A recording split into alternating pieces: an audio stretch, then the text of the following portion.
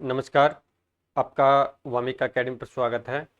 आज राजस्थान कर्मचारी चयन बोर्ड द्वारा एक महत्वपूर्ण नोटिफिकेशन जारी किया गया है, उसके बारे में बात करेंगे कि ये नोटिफिकेशन आपका असिस्टेंट प्रोफेसर भर्ती परीक्षा 2026 के रिगार्डिंग यानी संविदा भर्ती के रिगार्डिंग जारी किया गया है। तो इस वीडियो में बात करेंगे कि जो आज नोटिफिकेशन जारी किया गया है उसमें जो वैकेंसी कितने पदों पर निकाली गई है, क्या यह भर्ती स्थायी है या अस्थायी है, अस्थायी है तो इसमें कौन सा रूल्स इसके ऊपर एप्लीकेबल होगा, ठीक है। और इसके अलावा इसका एग्ज़ाम सिलेबस क्या है, इसकी एग्ज़ाम कब तक कंडक्ट होगी और एग्ज़ाम पैटर्न क्या होगा, क्या इसमें इंटरव्यू लगेगा या नहीं लगेगा, उसके बारे में डिटेल से चर्चा करेंगे। जो भी साथी चैनल पर नए हैं तो चैनल को सब्सक्राइब करें, वीडियो को लाइक और शेयर अवश्य करें, ठीक है। तो स्टार्ट करते हैं।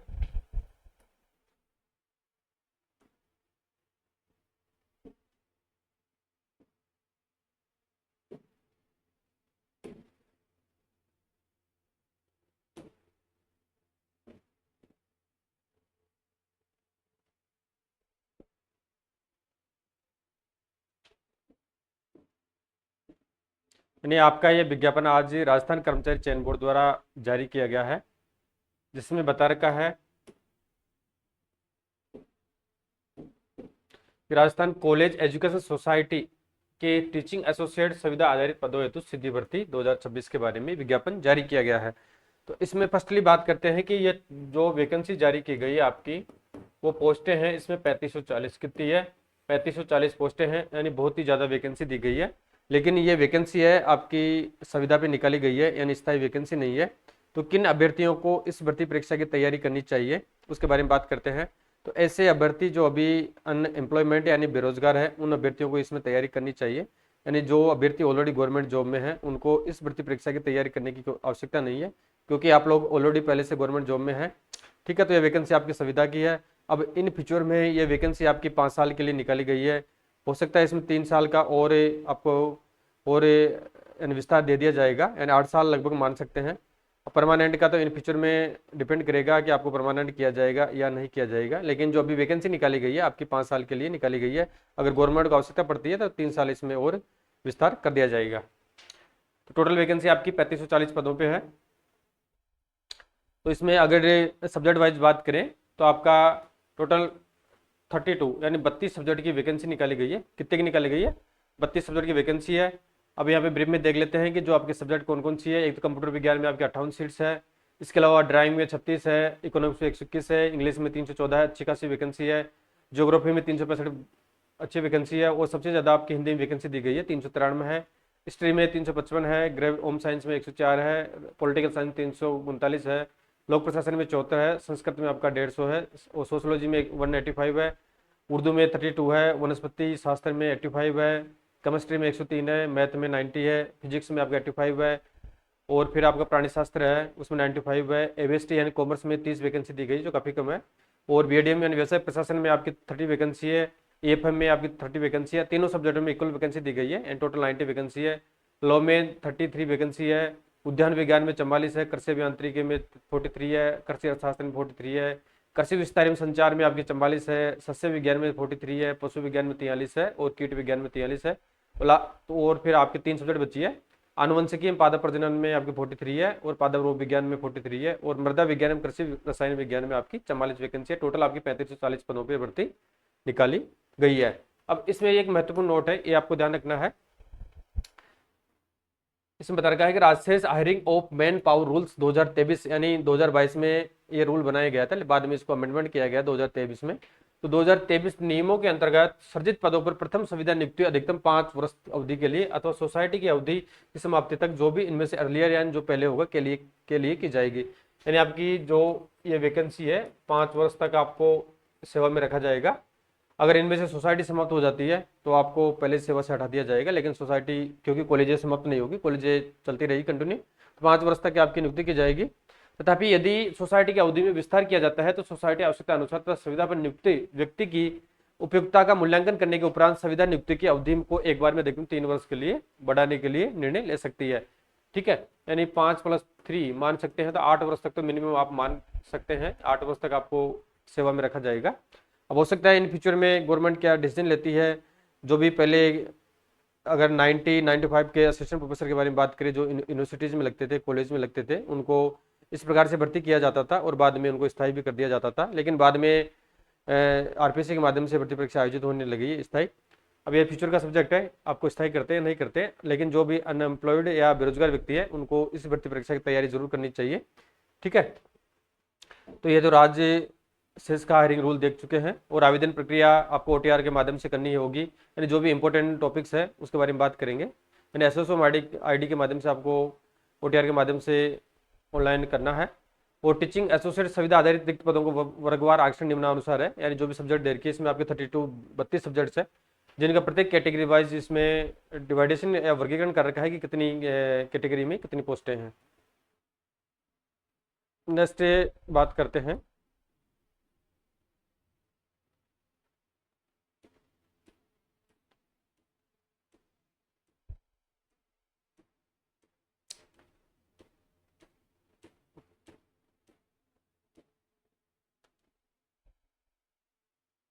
और इसमें ये बता रखा है कि दो गैर अनुसूचित क्षेत्र की रिक्तियों के विरुद्ध अनुसूचित क्षेत्र के निवासी भी आवेदन कर सकेंगे। नॉन टीएसपी के अगेंस्ट टीएसपी वाले आवेदन कर सकते हैं, लेकिन टीएसपी के अगेंस्ट नॉन टीएसपी वाले आवेदन नहीं कर सकते हैं, जैसा कि हर भर्ती परीक्षा में यह रूल एप्लीकेबल होता है।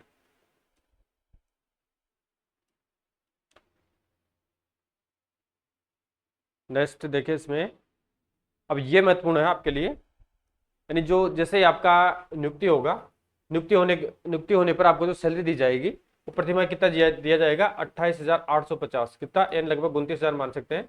तो 28,850 आप लोगों को प्रतिमाह सैलरी दी जाएगी। ठीक है, कितनी दी जाएगी, 28,850 दी जाएगी।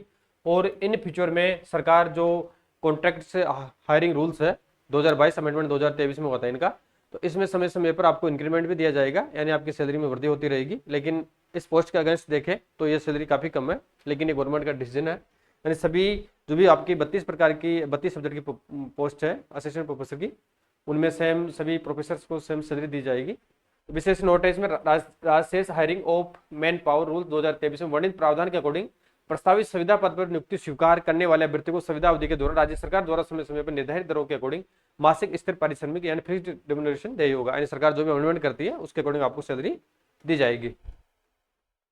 अब ये महत्वपूर्ण आपको ये ध्यान रखना है कि इसमें पात्रता क्या रहेगी, यानी आपकी क्वालिफिकेशन क्या रहेगी। तो अभी मैं ब्रीफ में बताता हूँ, यानी जो भी अभ्यर्थी, जो आपकी 32 सब्जेक्ट दे रखी है, कितनी है, 22 सब्जेक्ट जिसमें टोटल दी गई है, तो उसमें पहले तो आपको ग्रेजुएशन होना चाहिए, साथ में पीजी प्लस आपको नेट और पीएचडी होना चाहिए। ठीक है, अब इसमें बात करेंगे, कोई अभ्यर्थी सोच रहा होगा कि पीएचडी की क्या आवश्यकता है, तो पीएचडी आपके लिए होना कंपलसरी नहीं है। ठीक है, तो किस प्रकार से पीएचडी होना चाहिए, यानी पात्रता के बारे में बात करें तो आपका पीजी होना चाहिए, यानी रिलेवेंट सब्जेक्ट में, जैसे कोई कॉमर्स का अभ्यर्थी है, कौन सब्जेक्ट का है, कॉमर्स का है, जैसे इसमें 3 सब्जेक्ट आपके एबीएसटी है, बीए डीएम है, और इसके अलावा ईएफएम है, चाहे आर्ट्स का सब्जेक्ट मान लो, हिस्ट्री मान लो, हिंदी मान लो, ज्योग्राफी मान लो, हिस्ट्री मान लो, या साइंस का केमिस्ट्री फिजिक्स मैथ एग्रीकल्चर जो भी सब्जेक्ट है, तो उस रिलेवेंट सब्जेक्ट में आपको पीजी होना चाहिए, चाहे आप ग्रेजुएशन किसी भी स्ट्रीम से हो।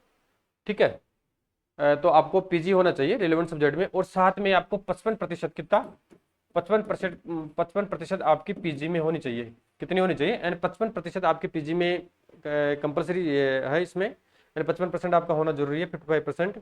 और इसके अलावा अगर जहाँ पे परसेंटेज का सिस्टम नहीं चलता है, वहाँ पे जो ग्रेडिंग सिस्टम चलता है वो इक्विवेलेंट 55% होना चाहिए। और इसके अलावा जो आपके एससी है एंड रिजर्व कैटेगरी एसटी है, इसके अलावा आपका बैकवर्ड क्लासेज है एंड नॉन क्रिमिनल है, इसके अलावा आपका जो दिव्यांग जन है, क्या है, यानी दिव्यांग जन है, उनको यहाँ पे 5% की छूट दी गई है। कितनी दी गई है, 5% की छूट। तो ये जैसे अभ्यर्थी एससी एसटी बैकवर्ड क्लासेज और दिव्यांग जन है, उनको 5% की छूट दी गई है। तो ऐसे अभ्यर्थियों को 50% जिनके पीजी में है वो यहाँ पे एप्लीकेबल है। और साथ में आपको नेट होना चाहिए, क्या होना चाहिए, नेट, यानी पीजी प्लस नेट होना चाहिए। ठीक है, जो भी आपके रिलेवेंट सब्जेक्ट है उसमें आपको नेट चाहिए होगा। अब ये कब चाहिए होगा, जैसा कि आपका एग्जाम है, एग्जाम आपका विज्ञापन में देर का है कि एग्जाम आपका अगस्त सितंबर या अक्टूबर 2026 के मध्य, कब, यानी अगस्त सितंबर अक्टूबर 2026 के मध्य आयोजित करवाया जाएगा। अब ये एग्जाम आपका ऑनलाइन भी हो सकता है और ऑफलाइन भी हो सकता है, लेकिन जो पॉसिबिलिटी है वो लगभग आपकी ऑफलाइन एग्जाम लगेगी, क्योंकि इतनी व्यवस्था नहीं हो पाएगी। तो आपका 100% एग्जाम ऑफलाइन लगेगा, ओमार बेस्ड पे लगेगा। ठीक है, तो अगस्त सितंबर 2 अक्टूबर 2026 तक आपका जो डिग्री है, क्वालिफिकेशन है, यानी आपका पीजी प्लस नेट आपको आपके पास में हो जाना चाहिए। और इसके अलावा पीएचडी के बारे में बात करें तो पीएचडी जो डॉक्टरेट डिग्री होती है वो यहाँ पे कंपलसरी नहीं है। यानी ऐसे अभ्यर्थी जिन्होंने, कौन से अभ्यर्थी जिन्होंने जुलाई 2009 से पहले एनरोलमेंट करवा रखा है, पंजीकरण करवा रखा है, उन अभ्यर्थियों ने अगर पीएचडी की डिग्री प्राप्त कर रखी है, अगर उनके पास में नेट की डिग्री नहीं है, तो वो अभ्यर्थी यहाँ पे इस भर्ती परीक्षा में एप्लीकेबल है या वैलिड है। ठीक है।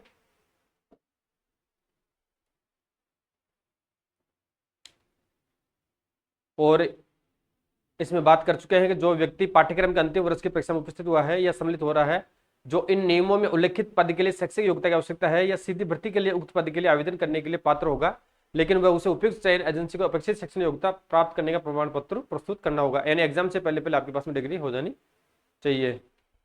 और अभी यानी जो भी इंपॉर्टेंट टॉपिक्स है, इंपॉर्टेंट है विज्ञापन में, जो उसके बारे में बात करेंगे। अगर एज के बारे में यहाँ पे बात करें तो अभ्यर्थी की एज 1 जनवरी, कब 1 जनवरी 2027 को, यानी 1 जनवरी 2027 को 21 वर्ष मिनिमम होना चाहिए और मैक्सिमम आपका 40 ईयर्स होना चाहिए, 40 वर्ष। और इसके अलावा मैक्सिमम में जो डीओपी एंड कार्मिक विभाग या राजस्थान सरकार के द्वारा जो भी प्रोविजंस दे रखे हैं छूट का, 5 वर्ष का, 10 वर्ष का, वो छूट आपको मिल जाएगी।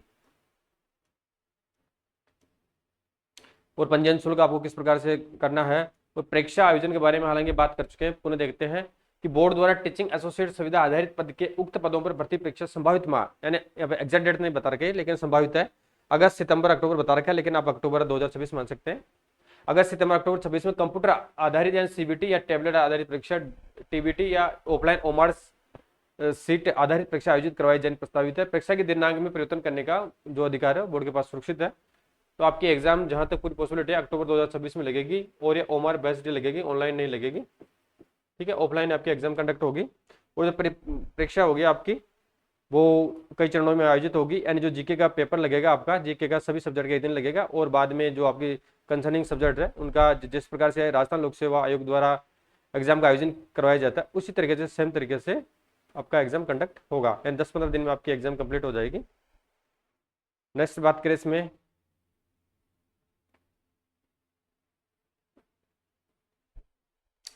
यानी अब जो आपके ऑनलाइन आवेदन होंगे वो 5 मई से लेके, पहले यहाँ पे बात कर लेते हैं ऑनलाइन आवेदन।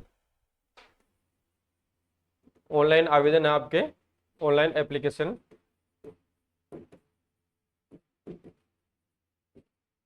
यानी 5 मई से स्टार्ट हो जाएंगे, 5 मई 2026 से लेके 3 जून 2026 तक रहेंगे, या लास्ट डेट इसकी 3 जून 2026 है, और 5 मई से आपका आवेदन राजस्थान कर्मचारी चयन बोर्ड की ऑफिशियल वेबसाइट से चालू हो जाएंगे। अब ये महत्वपूर्ण है, परीक्षा स्कीम या पाठ्यक्रम के बारे में बात करेंगे, यानी जो एग्जाम स्कीम्स है वो क्या रहेगी आपकी। तो जैसा कि यहाँ पे काफ़ी अभ्यर्थी ऐसे हैं जो आरपीएससी असिस्टेंट प्रोफेसर की एग्जाम की तैयारी कर रहे हैं, या उन्होंने एग्जाम दे चुका होगा, या उन्होंने इंटरव्यू भी दे चुका होगा, लेकिन वो अभी क्वालिफाइड नहीं हुए हैं। तो उन अभ्यर्थियों के लिए अच्छा मौका है कि अभी आप बेरोजगार हो तो आप इस भर्ती परीक्षा की थोड़ी सी तैयारी कर लेंगे तो आपका इस भर्ती परीक्षा में आसानी से चयन हो जाएगा। ठीक है, और आपको एक 5 साल या 8 साल के लिए आपको एक जो मंथली पारिश्रमिक है वो मिलता रहेगा, जिससे आप आगे की अपनी पढ़ाई भी सुचारू रूप से जारी रख सकते हैं। अगर इन फ्यूचर में आपका जॉब ड्यूरिंग टाइम लग जाता है, जो भी आप जॉब कर रहे हैं, तो आप इस जॉब को छोड़ करके गवर्नमेंट जॉब में जा सकते हैं। आरपीएससी का जो परीक्षा स्कीम था उसे तो जस्ट थोड़ा विपरीत है, यानी जनरल स्टडी एंड जो सिलेबस रहेगा आपका फर्स्ट, इसमें 2 पेपर का आयोजन किया जाएगा, एक पेपर फर्स्ट और एक आपका पेपर सेकंड। जो पेपर फर्स्ट होगा आपका general studies of Rajasthan GK का होगा, जिसमें आपके 60 क्वेश्चन आएंगे, कितने आएंगे 60 क्वेश्चन आएंगे, और मार्क्स रहेगा आपका पूर्णांक रहेगा आपका 75 मार्क्स का, और इसका जो टाइमिंग रहेगा 1 घंटे का रहेगा, यानी 60 क्वेश्चन आएंगे और 75 मार्क्स इसमें रहेंगे, और टाइमिंग आपका 1 आवर का रहेगा, यानी एक क्वेश्चन आपका 1.25 मार्क्स का रहेगा। कितने का रहेगा, यानी जीके का आपका 1.25 मार्क्स का रहेगा। और जो सेकंड पेपर लगेगा आपका, क्या लगेगा सेकंड पेपर, कंसर्न सब्जेक्ट का लगेगा, जैसे कोई हिस्ट्री का है तो हिस्ट्री का सिलेबस आएगा, कॉमर्स का कॉमर्स आएगा, साइंस का साइंस का आएगा, जो भी रेलिवेंट सब्जेक्ट है। तो आपका जो कंसर्निंग सब्जेक्ट है वो 120 क्वेश्चन आएंगे, उसमें कितने आएंगे, यानी कंसर्निंग सेकंड पेपर में आपका 120 क्वेश्चन आएंगे, और पूर्णांक रहेगा इसमें आपका 300 का। कितने का रहेगा, 300 का पूर्णांक रहेगा सब्जेक्ट में। वो एक क्वेश्चन होगा आपका सब्जेक्ट का 2.5 मार्क्स का, कितने का होगा 2.5 मार्क्स का होगा, और टाइमिंग रहेगा इसमें 2 घंटे का। तो टोटल पूर्णांक हो जाएगा आपका 375 का, यानी जीके प्लस सब्जेक्ट का। कितने को हो जाएगा, जीके प्लस सब्जेक्ट का, और प्रश्नों की संख्या हो जाएगी इसमें आपके 180। कितनी हो जाएगी 180, और तीनों सब्जेक्टों के पेपर का टाइमिंग रहेगा आपका 3 घंटे। अब इसमें महत्वपूर्ण है कि इसमें आपको मिनिमम क्वालिफिकेशन चाहिए, सॉरी मिनिमम मार्क्स प्राप्त करना जरूरी है, मिनिमम। अब मिनिमम किस प्रकार से करना है इसमें, जैसा कि आपका 2 पेपर लगेंगे, एक तो लगेगा फर्स्ट पेपर, एक सेकंड पेपर। तो दो, यानी इस पेपर, यहाँ पे इस पेपर के बारे में बात कर रहे हैं, यानी पर्टिकुलर इस पेपर है। तो जो जनरल कैटेगरी है, कौन सी आपकी जनरल कैटेगरी है, उनको प्रत्येक पेपर में 36% लाना जरूरी है। कितना, यानी फर्स्ट और सेकंड पेपर में मिनिमम दोनों में 36% लाना जरूरी होगा। और इसके अलावा जो टोटल के बारे में बात करें, एग्रीगेट मार्क्स दोनों पेपरों का आपको 40% प्राप्त करना जरूरी होगा। कितना होगा, यानी दोनों पेपरों में जनरल कैटेगरी को 36% मार्क्स प्राप्त करना जरूरी होगा और टोटल 40% मार्क्स प्राप्त करना जरूरी होगा। और जो आपकी रिजर्व कैटेगरी है, यानी आरक्षित कैटेगरी, जो SC है, ST है ना, और इसके अलावा दिव्यांगजन है, उनको यानी 5% की यहाँ पे छूट दी गई है। तो मिनिमम प्रत्येक पेपर में इनको 31% प्राप्त करना जरूरी है। और टोटल के बारे में बात करें तो इनको 35% दोनों पेपरों में प्राप्त करना जरूरी होगा। तो यहाँ पे बता रखा है कि the board shall prepare a list of candidate on the basis of marks obtained in written examination whom they consider suitable for appointment to the post concerned, arranged in order of merit, and then the board shall provided the list of the government. The board shall not be recommended any candidate who has failed to obtain a minimum 36% marks in each paper and 40% marks in aggregate of written examination, provided that, इसमें एक note दे रखा है, the percentage fixed as above shall be relaxed by 5% for the candidate belonging to the scheduled caste and scheduled tribes। यानी SC और ST के जो candidate है उनको यहाँ पे 5% की छूट दी गई है। और इसके अलावा इसमें नेगेटिव मार्किंग के बारे में बात करें तो आपका 1/3 नेगेटिव मार्किंग होगा, यानी प्रत्येक क्वेश्चन आपका 1/3 नेगेटिव होगा। और यहाँ पे बात करें वॉइस ओवर, यानी एक साक्षात्कार इंटरव्यू के बारे में बात करें तो यहाँ पे आपका इंटरव्यू आयोजित नहीं होगा। ठीक है, सीधी भर्ती है, डायरेक्ट रिटन बेसिस पे आपका सिलेक्शन होगा। ठीक है, तो इसमें 375 आपके क्वेश्चन आएंगे। कितने आएंगे, 375 का मार्क्स का पूर्णांक होगा और 180 आपके क्वेश्चन आएंगे और 1/3 इसमें नेगेटिव रहेगी। और जो मिनिमम मार्क्स किस कैटेगरी कितने प्राप्त करने हैं उसके बारे में अपन से यहाँ पे डिटेल में बात कर चुके हैं। और ये विशेष ध्यान रखना है कि यहाँ पे इंटरव्यू नहीं होगा आपका। और पाठ्यक्रम के बारे में बात करें तो पाठ्यक्रम के बारे में बात करते हैं यहाँ पे, तो आपका जो सिलेबस है, यानी जो अभ्यर्थी जो राजस्थान यानी RPS असिस्टेंट प्रोफेसर भर्ती परीक्षा की तैयारी कर रहे हैं उन सभी को पता है कि जीके का क्या सिलेबस है और जो कंसर्निंग सब्जेक्ट का क्या सिलेबस है। तो जो भी यहाँ पे कंसर्निंग सब्जेक्ट दी गई है तो उनका जो RPSC की वेबसाइट पर, ऑफिशियल वेबसाइट पर जो सिलेबस डाल रखा है वो सेम सिलेबस यहाँ पे दिया गया है, यानी सिलेबस में किसी भी प्रकार का कोई चेंजिंग नहीं किया गया है। और बात करें राजस्थान जीके की तो राजस्थान जीके भी एज इट इज सेम रखा गया है। राजस्थान जीके में जो आपका फर्स्ट पेपर लगेगा वो यहाँ पे सेम है, यानी इसमें history, art, culture, literature and heritage of Rajasthan है, जो पहले असिस्टेंट प्रोफेसर भर्ती परीक्षा RPSC कंडक्ट करवाती है, वो वाला सेम कॉपी किया गया है। ज्योग्राफी और राजस्थान सेम रखा गया है। पॉलिटिकल एंड एडमिनिस्ट्रेटिव सिस्टम और राजस्थान सेम रखा गया है। इकोनॉमी और राजस्थान सेम रखा गया है। इसके अलावा कंटेम्प्रेरी इवेंट्स है, जो भी करंट जीके है वो सेम रखी गई है। और जो पेपर सेकंड आपकी कंसर्निंग सब्जेक्ट है वो भी यहाँ पे जो RPSC का सिलेबस है उससे सेम कॉपी करके रखा गया है। सिलेबस में किसी प्रकार कोई चेंजिंग नहीं है। तो जो भी RPSC की तैयारी कर रहे हैं तो ऐसे अभ्यर्थियों को किसी प्रकार की यहाँ पे दिक्कत नहीं आएगी, क्योंकि आपका जो चयन होगा एक थोड़ी सी तैयारी में आपका चयन हो जाएगा यहाँ पे, क्योंकि आप लोग पहले से तैयारी कर रहे हैं। अगर आपका सिलेक्शन वहाँ पे नहीं होता है तो इस भर्ती परीक्षा में आप अपना भाग्य आजमाइए, आपका सिलेक्शन यहाँ पे निश्चित होगा। और इसमें जैसा कि आप सभी को पता है, यहाँ पे पुनः बात कर लेते हैं कि जो आपका पेपर होगा वो मोस्टली ओमआर सीट ऑफलाइन होगा। अगर ऑनलाइन भी लगता है तो कोई दिक्कत वाली बात नहीं है। इसमें 2023 से आपके जो ऑप्शन आते हैं वो ABCD यानी 5 ऑप्शन आते हैं। तो जो आपका लास्ट वाला 5 ऑप्शन, ये ऑप्शन आपको भरना अनिवार्य है। अगर आप 10% से 10% तक, यानी 10% तक गोले छोड़ते हैं तो आपको डिस्क्वालीफाई नहीं किया जाएगा। और जो 10% आपने गोले खाली ब्लैंक छोड़े हैं उनका 1/3 नेगेटिव काटा जाएगा। अगर आप 10% से अधिक गोले ब्लैंक छोड़ देते हैं तो आपको एग्जाम से डिस्क्वालीफाई कर दिया जाएगा। और इसके रिगार्डिंग गोले भरनी हो तो आपको प्रत्येक पेपर में 10 मिनट का अतिरिक्त समय भी दिया जाएगा। तो ठीक है, तो इसमें किसी भी फ्रेंड्स को किसी प्रकार की क्यूरीज हो तो कमेंट करके जरूर बताना। आपकी जो भी समस्या है उसका समाधान इस यूट्यूब चैनल वाल्मीकि अकेडमी के माध्यम से कर दिया जाएगा। तो जो भी बेरोजगार अभ्यर्थी है उनके लिए बहुत अच्छी खुशखबरी है कि आप लोग इस भर्ती परीक्षा की तैयारी करें। यानी नॉर्मल आप तैयारी करेंगे तो आपका सिलेक्शन इसमें आसानी से हो जाएगा, क्योंकि इस भर्ती परीक्षा में ज़्यादा भीड़ नहीं होगी। जो ऑलरेडी गवर्नमेंट जॉब में जो भी अभ्यर्थी है वो इस भर्ती परीक्षा में कोई भी अभ्यर्थी फॉर्म अप्लाई नहीं करेगा, क्योंकि ये सुविधा आधारित भर्ती है। अब इन फ्यूचर का कह नहीं सकते हैं कि स्थायी करेंगे या गवर्नमेंट नहीं करेगी। ठीक है, तो कोई रिस्क नहीं लेना चाहिएगा। तो जो बेरोजगार अभ्यर्थी है वो जरूर इस भर्ती परीक्षा की तैयारी करें। Thank you.